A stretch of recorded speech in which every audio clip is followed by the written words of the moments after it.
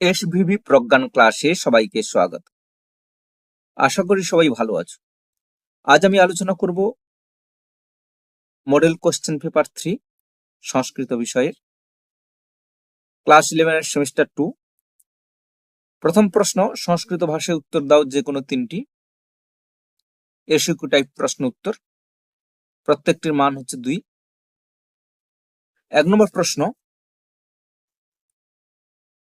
শিবরাজ বিজয়ম উপন্যাসস্য নায়কঃ কঃ প্রতিজ্ঞা সাধনম কেন বিরচিতম। প্রতিজ্ঞা সাধনম কেন বিরচিতম।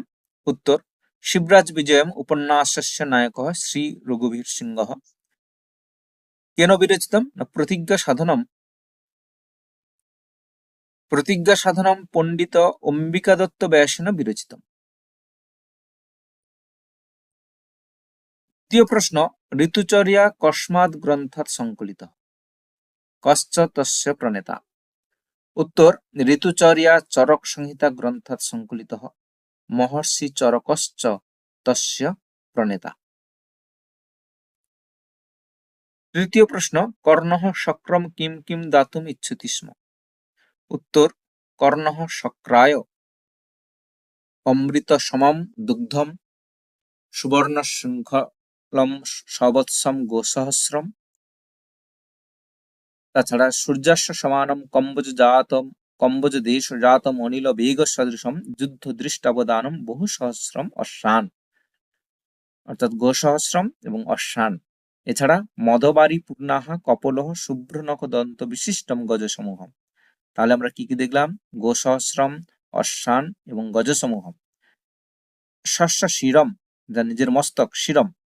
এছাড়া তথা চ দেবাসুরৈরপি দুর্বেদ্যম অঙ্গ সহজাতম কবচেন সহকুণ্ডলদ্বয়ম দাতুম ইচ্ছতি স্ম।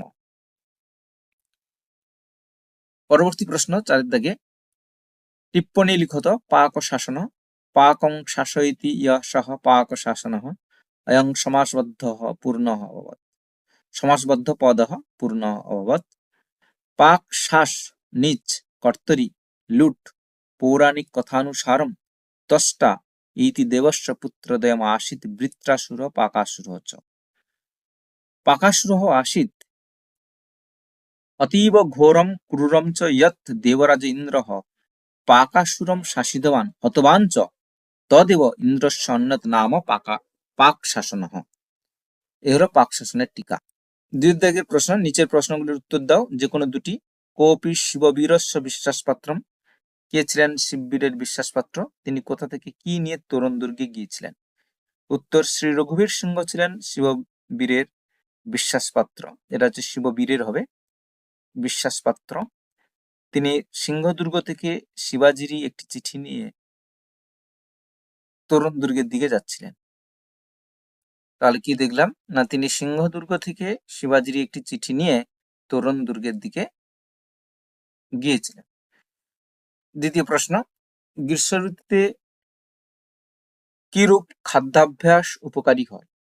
উত্তর, গ্রীষ্ম ঋতুতে সুস্বাদু বা সুমিষ্ট ঠান্ডা স্নিগ্ধ অর্থাৎ ঘি ও তরল জাতীয় খাদ্যাভ্যাস উপকারী হয়। তৃতীয় প্রশ্ন, সংস্কৃত প্রতিশব্দ লেখো। পুরন্দর ভুজঙ্গ।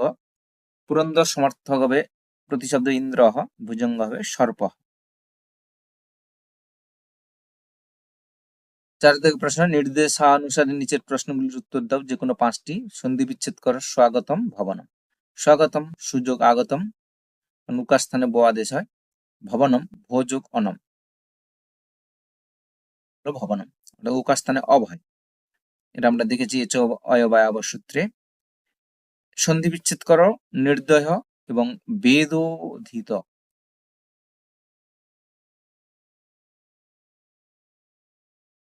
তাহলে নির্দয় নিহ যোগ দয়, আর বেদোধিত বেদ বিসর্গ যোগ অধিত, অর্থাৎ অবিসর্গের পর যদি অ থাকে এই অবিসর্গটা ওকার হয়ে যায় এবং পরের এই অকারটা লুপ্ত ওকার হয়। তৃতীয় প্রশ্ন, মাতৃশব্দের দ্বিতীয় বহুবচনের কি রূপ হয়? মাতৃশব্দের দ্বিতীয় বহুবচনের রূপ হয় মাতৃ ডবল বিসর্গ হবে, মাতৃ ডবল রি দিয়ে বিসর্গ হবে।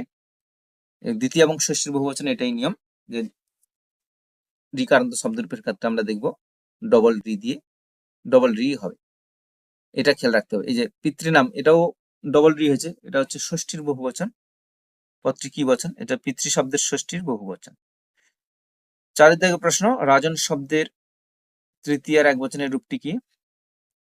রাজন শব্দের তৃতীয়ার একবচনের রূপ হলো রাজ্ঞা।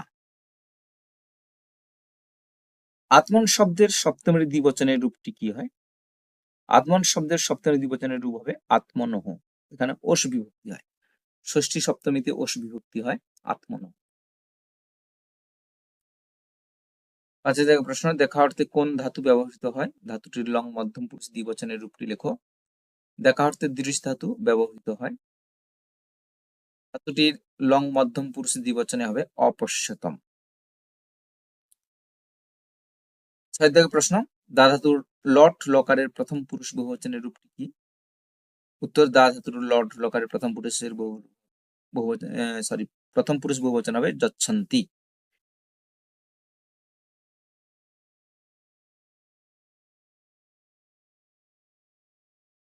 যচ্ছসি ক্রিয়াপদের লং লকারে কি পরিবর্তন হয়? এখানে এই রূপ হবে, যচ্ছ ধাতুর লং লকারের ক্ষেত্রে কি রূপ পরিবর্তন হয় আমি এখানে দেখিয়েছি যে অযচ্ছত, অযচ্ছতাম, অযচ্ছন। অর্থাৎ লং লকারের প্রত্যেকটা ধাতুর আগে অ আসবে এবং তারপরে বিভক্তিগুলো যোগ হবে। অযচ্ছদ, অযচ্ছতাম, অযচ্ছন, অযচ্ছহ মধ্যম পুরুষে, অযচ্ছতম, অযচ্ছত উত্তম পুরুষের ক্ষেত্রে অযচ্ছম, অযচ্ছাব, অযচ্ছম। এই হলো পরিবর্তন। পরবর্তী প্রশ্ন, প্রকৃতি প্রত্যয় নির্ণয় করো। গচ্ছত শিষ্য, গচ্ছত হবে গম সত্রী, গম সত্রীতে হয় গচ্ছত। সত্রী প্রত্যয় নিয়ম আগে আলোচনা করেছি। ওই ধাতুর লট লকার প্রথম পুরুষ বহুবচনের হর্ষই এবং দন্তন বাদ দিলে যে রূপটা থাকবে সেটাই হলো সত্রী প্রত্যয়ের উত্তর। এবং গচ্ছন্তি হর্ষই দন্তন কাটলে হবে গচ্ছত। গম ধাতুর লট প্রথম পুরুষ বহুবচন হয় গচ্ছন্তি, তাহলে গচ্ছন্তির হর্ষই দন্তন বাদ দিলে হবে, থাকবে গচ্ছত, এই রূপটাই থাকবে। শিষ্য শ্বাস যুক্ত কিয়প হয়ে যাবে শিষ্য। 5 থেকে প্রশ্ন, নিচের প্রশ্নগুলির উত্তর দাও যে কোনো 3টি। যজুর্বেদকে অধ্যর্যবেদ বলা হয় কেন? যজুর্বেদের পুরোহিতের নাম কি? না, যজুর্বেদের প্রধান পুরোহিতের নাম অধ্যর্য। যাগানুষ্ঠানে তারই প্রধান ভূমিকা মুখ্য।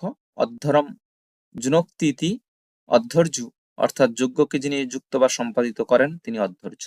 তাই যজ্ঞ প্রধান যজুর্বেদের অপর নাম হলো অধ্যর্যবেদ। এই যে যজুর্বেদকে অধ্যর্যবেদ কেন বলা হয় তার উত্তর এটা। তাহলে যজুর্বেদের পুরোহিতের নাম কি? না, যজুর্বেদের পুরোহিতের নাম হলো অধ্যর্য। পরবর্তী প্রশ্ন, মহাভারতের অপর নাম কি এবং বিরাট সভায় পাণ্ডবেরা কত বছর বাস করেছিলেন? মহাভারতের অপর নাম শত সাহস্রী সংহিতা। বিরাট রাজসভায় পাণ্ডবেরা 1 বছর বাস করেছিলেন অজ্ঞাতবাস হিসেবে, এটা হলো 1 বছর। পরবর্তী প্রশ্ন, জয়দেব কোথায় জন্মগ্রহণ করেছিলেন? গীতগোবিন্দ কাব্যে কতগুলি স্বর্গ আছে? জয়দেব বীরভূমের কেন্দুবিল্ল গ্রামে জন্মগ্রহণ করেছিলেন। গীতগোবিন্দ কাব্যে 12টি স্বর্গ আছে। পরবর্তী প্রশ্ন, মেঘদূত কাব্যের নায়ককে, তিনি কার অনুচর ছিলেন? মেঘদূত কাব্যের নায়ক হলেন যক্ষ, তিনি কুবেরের অনুচর ছিলেন। এরপরে আলোচনা করব বড় প্রশ্নগুলো 5 মার্কের। কোনো উত্তর আলোচনা করিনি, শুধু প্রশ্নগুলো আলোচনা করেছি এখানে। কোনো সমস্যা থাকলে অবশ্যই কমেন্টে জানাবেন। প্রথম প্রশ্ন হচ্ছে, কার্যং বা সাদয়ম দেয়ং বা পাদয়ম উদ্ধৃতাংশটি কোথা থেকে নেওয়া হয়েছে? উদ্ধৃতিটি কার? এই উক্তির মাধ্যমে বক্তার কোন চারিত্রিক বৈশিষ্ট্য ফুটে উঠেছে তা লেখো। দ্বিতীয় প্রশ্ন, ঋতুচর্যা পাঠ্যাংশ অনুসারে প্রত্যেক ঋতুতে একজন ব্যক্তির কি কি করা উচিত এবং কি কি করা উচিত নয় তা বর্ণনা করো। 3 নম্বর প্রশ্ন কি? 3 নম্বর প্রশ্ন হলো, শক্র খুলু মায়া বঞ্চিত কর্ণ কেন ভেবেছিলেন যে তিনি দেবরাজকে কৃতার্থ করেছেন? পরবর্তী প্রশ্ন 6 দাগে, নিম্নলিখিত এই 3 দাগে এবং 6 দাগে বড় প্রশ্ন আসবে। নিম্নলিখিত যে কোনো একটি প্রশ্নের ব্যাখ্যামূলক উত্তর দাও। বেদ শব্দের অর্থ কি? বেদাঙ্গ কি কি? বেদাঙ্গের মাধ্যমে ব্যাকরণ সম্পর্কে আলোচনা করো। দ্বিতীয় প্রশ্ন, জয়দেবের পরিচয় দাও এবং গীতগোবিন্দ কাব্যের বৈশিষ্ট্য সম্পর্কে আলোচনা করো। এটি 4 মার্কের, যে কোনো একটি লিখতে হবে। কোনো সমস্যা হলে অবশ্যই কমেন্টে জানাবেন। সবাইকে ধন্যবাদ। আর নতুন নতুন ভিডিও পেতে অবশ্যই SVV প্রজ্ঞান চ্যানেলটিকে সাবস্ক্রাইব করবেন।